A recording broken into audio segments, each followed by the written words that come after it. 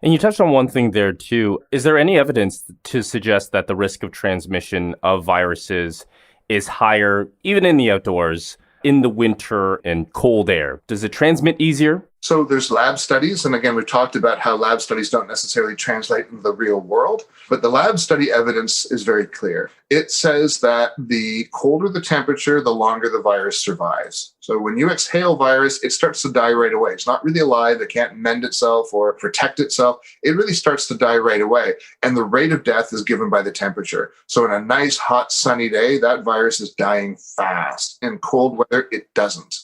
The other thing to be concerned about is humidity. So in a nice hot, humid day, those droplets that you exhale actually pick up water from the air and they get heavy and they fall to the ground very fast. In dry air, the opposite happens. You exhale those droplets, they start to evaporate, they get lighter, they stay in the air more. So indoor warm air tends to be dry because there's just less water in the air in winter. That to me is really dangerous. And so the number one protective thing that people can do is make sure that their air is humidified. I think that's just enormously important. What goes on outside is less clear because this is where absolute humidity and relative humidity actually diverge. So absolute humidity is lower in colder temperatures, so the air can hold less water, but the relative humidity tends to be higher. In other words, it tends to feel damp.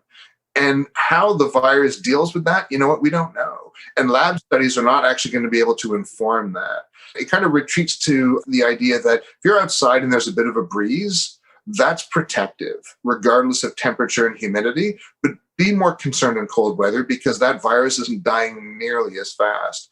And be concerned about coming inside and feeling that warmed, dry air, because that's the thing to be very concerned about. The temperature's warmer, okay, that's protective, but that dry air, I think, is a real concern. It's complicated.